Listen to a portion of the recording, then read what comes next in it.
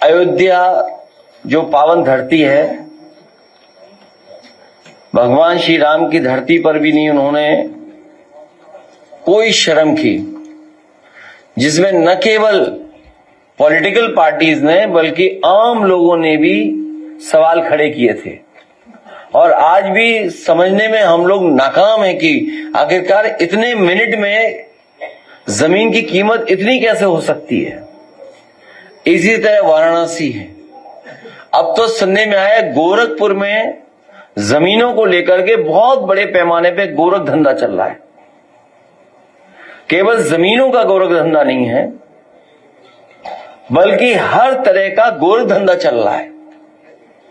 हाल ही में जो घटना हमने और आपने देखी और मीडिया के माध्यम से जो जानकारी हासिल हुई, पॉलिटिकल हमारे जो संगठन के लोग हैं उनके माध्यम से जो जानकारी मिली, बड़े पैमाने पर गोरखपुर में गोरख धंधा चल रहा है। जमीनों का भी है, अन्याय का भी है, उत्पीड़न का भी है। लीगल इलीगल की बहस में स्लॉटर के नाम पर वोट ले रहे थे। 9 साल के बाद भी वहां पर बताओ तस्करी हो रही है, और तस्करी को रोकने के उसमें एक नौजवान जो डॉक्टर बनता उसकी जान चली गई। आम जनता सड़कों पे थी, कोई पॉलिटिकल पार्टी नहीं सड़कों पे थी, आम जनता सड़कों पे थी। ये बताता है कि इनका जो कानून व्यवस्था का काम करने का तरीका है, जो जीरो टॉलरेंस का नारा, वो जीरो हो चुका है, इनका जीरो है। आज हम लोग यहां पर बात पर भारत सरकार को पंजाब की खुशहाली के लिए, क्योंकि समय समय पर हमें लोग मिले हैं, वो अपने स्तर पे मदद कर रहे हैं। पंजाब में कई प्रतिष्ठित लोग मिले, कई पॉलिटिकल लोग मिले, कई गुरु संत मिले हमें, और हमारी पार्टी से जुड़े हुए लोग भी वहां रहते हैं। 15,000 करोड़ से ज्यादा की मदद होनी चाहिए, तब जाकर के पंजाब में कुछ काम दिखाई देगा, कुछ राहत पहुंचेगी। और हमारे उत्तर प्रदेश में जो बाढ़ से नुकसान हो रहा है उसकी भी पूरी भरपाई करनी चाहिए। ये सरकार रोजगार नहीं दे पा रही है, और सोचिए रोजगार जिन पर है नौकरियों, उन्हें टीईटी में फंसा दे रहे हैं। कोई मामूली बात नहीं है। अगर नौकरी है तो नौकरी से बाहर कैसे किया जाए, उसकी साजिश षड्यंत्र कर रचते हैं। कभी कहते हैं कि आप वो क्या कहते हैं, नो पकौड़ा नहीं भाई, बायोमेट्रिक, आप बायोमेट्रिक से आएंगे। आप बायोमेट्रिक क्या इंफ्रास्ट्रक्चर है बताओ स्कूलों का, कैसे आएंगे टीचर्स वहां पर। जो सरकार 27,000 प्राइमरी स्कूल बंद कर रही हो, और अगर हम समाजवादी लोग पीडीए पाठशाला के माध्यम से पढ़ाने चले जाएं तो एफआईआर होगी। दुनिया में किसी सरकार ने पढ़ाई पर एफआईआर नहीं लिखाई होगी। ये पहली सरकार है, सोचिए, पढ़ाई पर एफआईआर लिखवा रही है। 27,000 स्कूल बंद हो गए। क्या जवाब है सरकार के पास? भारतीय जनता पार्टी के लोग झूठे लोग हैं। देश बचाना है तो भाजपा हटाओ,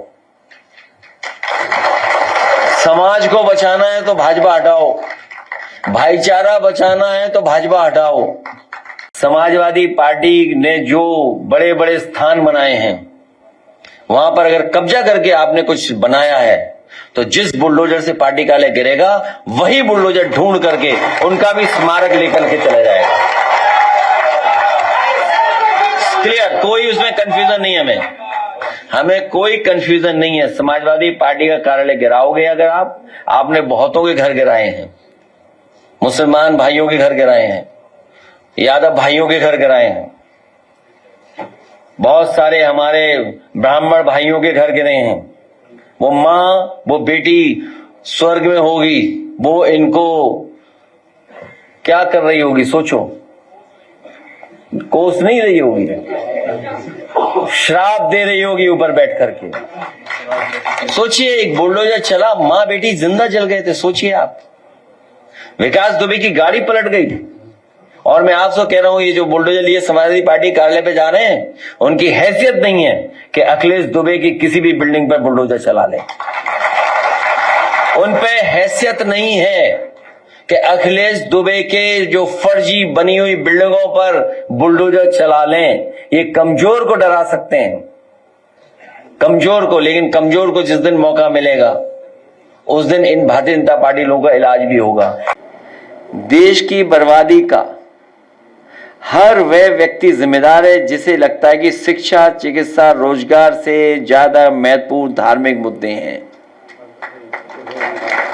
आज हम पेरियार जी को याद करते हैं इस कोट के साथ।